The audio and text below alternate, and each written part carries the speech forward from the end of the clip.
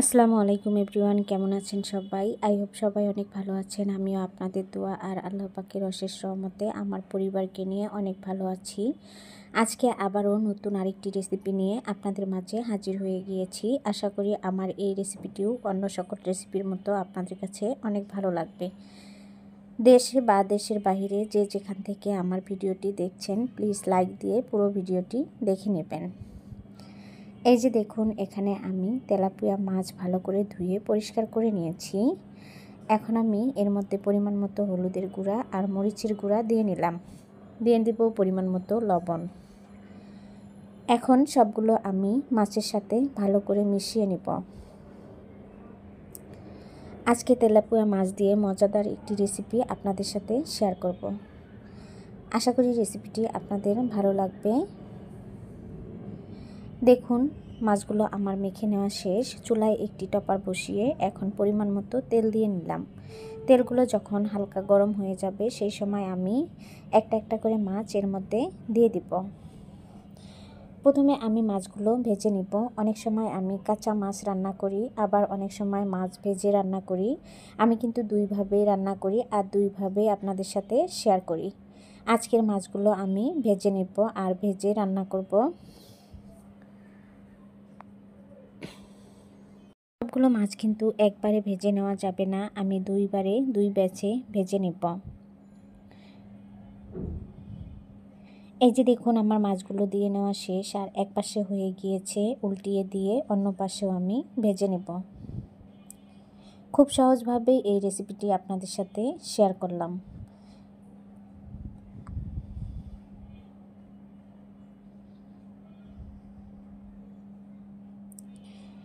মাছগুলো কিন্তু আমার দুই পাশেই ভেজে নেওয়া শেষ। এখন তেল ঝরিয়ে তুলে নেব। আমার রেসিপিটি যদি আপনাদের ভালো লাগে তাহলে প্লিজ লাইক দিয়ে পুরো ভিডিওটি দেখে নেবেন। আর দেখতে দেখতে ভিডিওর যদি কোনো অংশ বেশি ভালো লেগে যায় তাহলে আমার চ্যানেলটি সাবস্ক্রাইব করে দিয়ে পাশে থাকা বেল আইকনটি প্রেস করে রাখবেন, যাতে করে যে কোনো সময় সুযোগ বুঝে আমার ভিডিওগুলো দেখে নিতে পারেন। এই যে দেখুন, বাকি মাছগুলো দিয়ে নিলাম আর একইভাবে ভেজে নেব। সবগুলো মাছই আমার ভেজে নেওয়া শেষ। এই তেলের মধ্যে আমি আগে থেকে পেঁয়াজ কেটে রেখেছিলাম, সেগুলো দিয়ে দিলাম কাঁচামরিচ। এখন কিছুক্ষণ সময় নেড়ে চেড়ে সবগুলো ভালো করে ভেজে নেব। এখন আমি এর মধ্যে দিয়ে দিব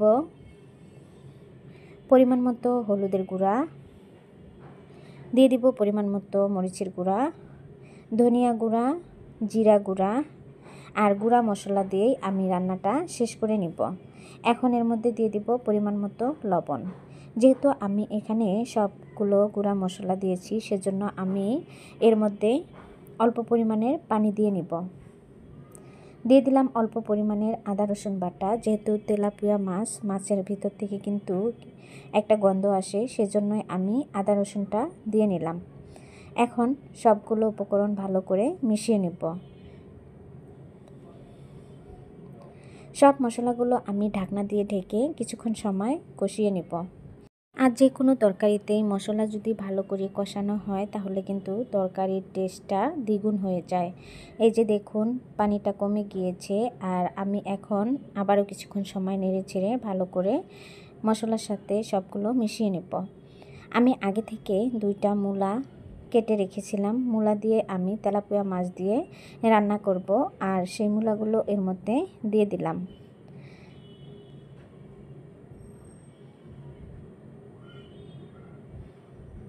এখন সবগুলো মশলার সাথে ভালো করে মিশিয়ে নিব আর ঢাকনা দিয়ে ঢেকে আমি কিছুক্ষণ সময় রান্না করে নিব।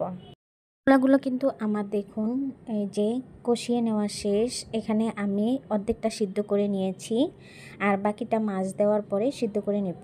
এখন নেড়ে চেড়ে সবগুলো কিছুক্ষণ সময় মিশিয়ে নিব। তারপরে ভেজে রাখা মাছগুলো এর উপর দিয়ে দিব।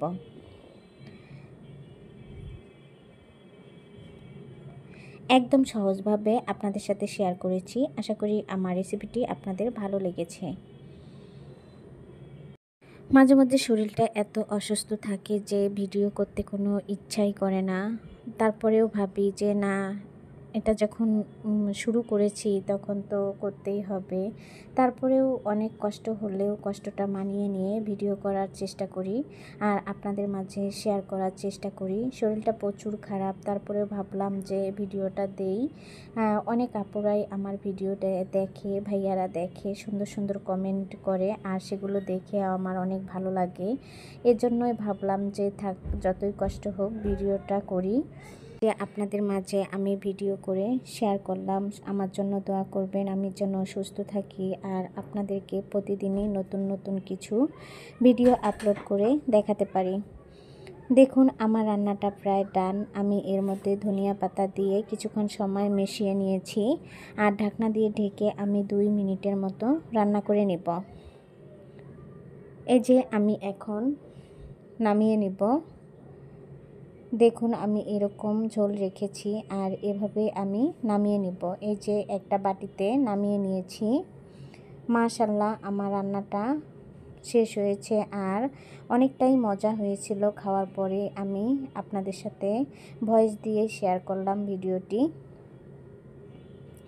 আশা করি আপনাদের কাছেও আমার এই সহজ রেসিপিটি ভালো লেগেছে। রেসিপি ভালো লাগলে লাইক দিয়ে পুরো ভিডিওটি দেখে নেবেন আর কমেন্টের মাধ্যমে আপনাদের মূল্যবান মতামত জানাবেন।